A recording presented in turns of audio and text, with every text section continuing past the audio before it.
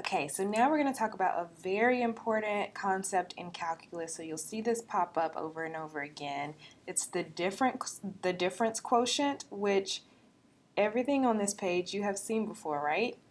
We got the slope. If you have 2 points, we can find the slope of the line that goes through those 2 points, which we said we can actually use that to figure out the average rate of change between 2 points on any type of function, not just a straight line. Alright, so the change in our y values over the change in our x values. But what if we renamed the difference between our x values and called it h? Okay, let's look at a little picture of this and we'll talk about what this means.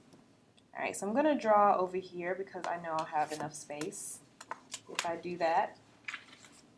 So let's say I have a graph of any type of function. You can draw it however you like.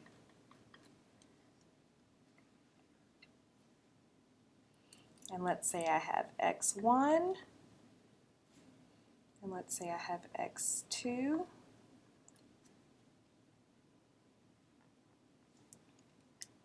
And then I'm calling the difference between these two h, which means that if I start here, all I have to add is h, and I'll get over here. So that means I can rename x sub 2 as x1 plus h. Right? Does that make sense? Make a note if it doesn't make sense. You can ask me about it. Alright, let's talk about the y values that correspond to these 2 points. So this one. This is the function at x1.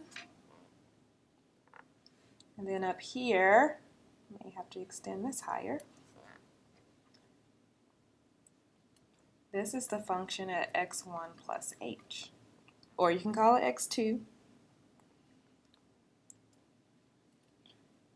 Okay, so if I wanted to figure out the average rate of change of our function between these 2 points, I would actually just find the slope of this line, right?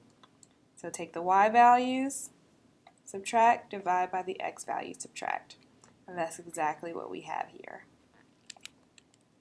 By the way, this line is called a secant line.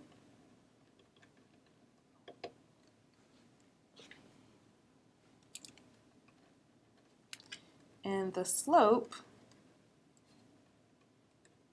of this line is the average rate of change of our function on x1 to x2. Just a little review for us. Alright, and so this thing is called the difference quotient.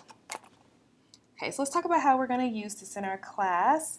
It's related to composition of functions because we got something going inside of another function. Alright, so let's look at number 6 here. It says, given f of x is 3x minus 5, we're going to kind of build to the difference quotient. So the first thing we want to find is f of x plus h. How do we do that? Do we know all of the components? Well, we know that f is 3x minus 5, and instead of plugging in x, we're going to plug in x plus h.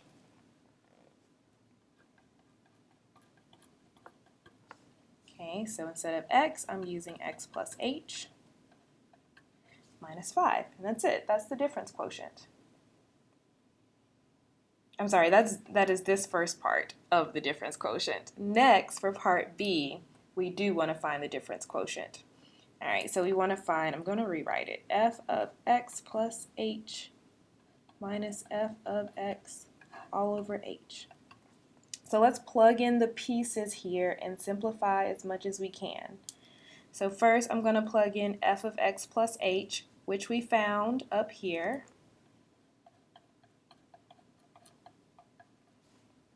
So that's this first piece, f of x plus h.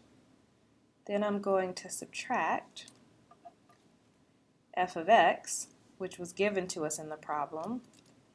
Make sure you use parentheses so you don't mess up your subtraction.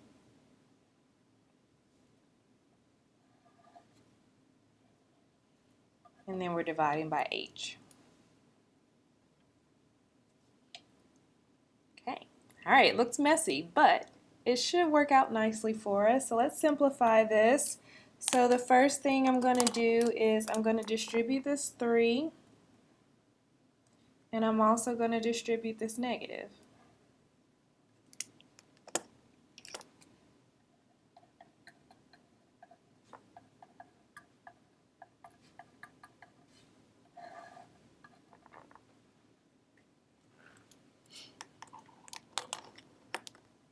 And what do you notice?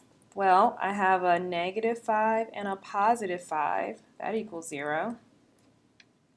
And I have a positive 3x and a negative 3x. Well, that's 0. So what am I left with? 3h over h. Well, what's h over h? That's 1. So my answer is just 3. So these should simplify pretty nicely. Alright, so make sure that you can do basic algebra on functions. You can compose two functions and evaluate a difference quotient like we just did. And feel free to ask me any questions in class.